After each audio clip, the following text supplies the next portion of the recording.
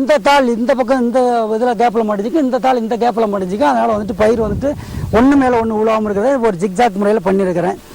இதுக்கு வந்துட்டு என்ன பண்ணனாக்கா இந்த பேப்பரெல்லாம் போட்டுட்டு பிளேடில் சிலர் என்ன பண்ணுறாங்கன்னா ஒரு 2 இன்ச்சு பிவிசியில் வந்துட்டு இப்போ ஒரு கத்திரி நடுறீங்க, தக்காளி நடுறீங்க, ஒரு வெண்டை நடுறீங்கன்னா 2 இன்ச்சு பிவிசியில் ஒரு ரவுண்டாக கட் பண்ணி அதில் வந்துட்டு ஓல் போட்டு நடுவாங்க. இது வந்துட்டு ஒரு வாழை கிழங்குகள் வந்து வர்றதுனால நான் என்ன பண்ணேன், பிளேடில் வந்துட்டு ஒரு பெருசாக கிழிச்சு விட்டுக்கிட்டேன். இது வந்து செடி பெருசாக வந்துட்டு அது அப்படியே விரிஞ்சிக்குது. இந்த பாருக்கு இந்த பாருக்கு இடையில வந்துட்டு ஒரு மம்முட்டி அகலம் தான், அதாவது ஒரு மம்முட்டி ஒரு மம்முட்டி மண் இந்த பக்கம், ஒரு மம்முட்டி மண் இந்த பக்கம் போட்டு அந்த மம்முட்டி கேப், அதாவது கிட்டத்தட்ட வந்துட்டு ஒரு அடி கேப் கொடுத்துருக்குறேன். இந்த பாருக்கு இடையில வந்துட்டு ஒரு அடி வர மாதிரி கொடுத்துருக்குறேன்.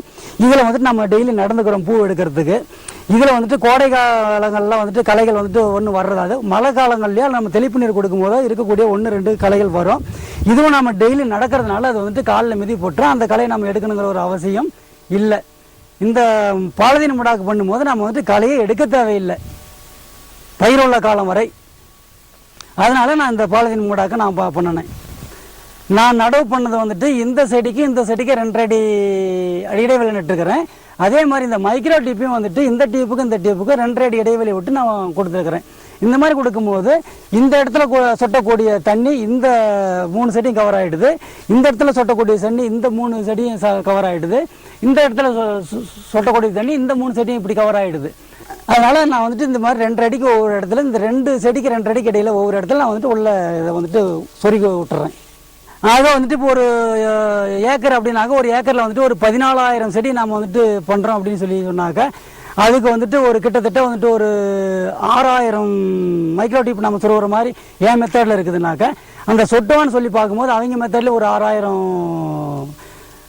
சொட்டுவானுங்களை வந்துட்டு வைக்கிறோம் அப்படின்னாக்க அது வந்துட்டு ஒரு 1,500 வச்சுட்டாலுமே கூட அது வந்துட்டு ஒரு 10,000 வந்துடும். இது இந்த மைக்ரோ டியூப்னு சொல்லி பார்த்தீங்கன்னாக்கா வந்துட்டு ஒரு 300 வாங்கினா முடிஞ்சிடும். இதில் வந்துட்டு நமக்கு இந்த அடைப்பை சரி பண்ணுறது நம்ம கையாளக்கூடிய இதில் நிறைய வந்துட்டு ஒரு அனுகூலமான நம்ம இது இருக்குது இந்த மைக்ரோ டியூப்பில். அதனால் வந்துட்டு சொட்டு நீர் பாசன முறையில் பண்ணினாக்க இந்த மைக்ரோ டியூப் சிஸ்டத்தில் பண்ணலாம், அல்லது நம்ம தெளிப்பு நீர் முறையில் பண்ணிக்கலாம். ஆக முடிவாக நான் சொல்ல விரும்புகிறது என்னன்னா, இவ்வளோலாம் செலவு பண்ணி இதில் வந்துட்டு என்ன வருமானம் வந்துடும் அப்படிங்கிறது நீங்கள் வந்துட்டு கேட்குறீங்கன்னு எனக்கு தெரியுது. அதாவது இந்த சம்பங்கி வந்துட்டு நிறைய பேர் வந்துட்டு தொடர்ந்து வைக்கிறதில்ல. நிறைய பேர் வந்துட்டு மாற்று பயிருக்கு மாறி போயிடுறாங்க. நான் வந்துட்டு நீண்ட காலமாக இதையே நான் பண்ணிக்கிட்டு இருக்கிறேன். இதில் வந்துட்டு என்னென்னு கேட்டாக்க, எப்படி பார்த்தாலும் எனக்கு வந்துட்டு ஒரு ஏக்கரில் குறைந்தபட்சம் வந்துட்டு ஒரு 20 கிலோவும் அதிகபட்சம் ஒரு 120-140 கிலோ வரலும் நான் எடுத்துருக்கிறேன்.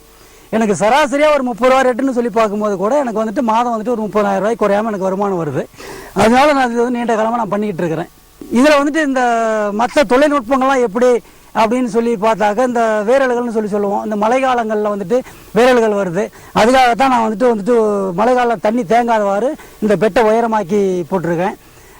இன்னும் இந்த மண்ணில் நூற்புழுத்தன்மை இருந்தாக்க வந்துட்டு வேரல்கள் வரும் அப்படின்ட்டு ஒரு இது இருக்குது.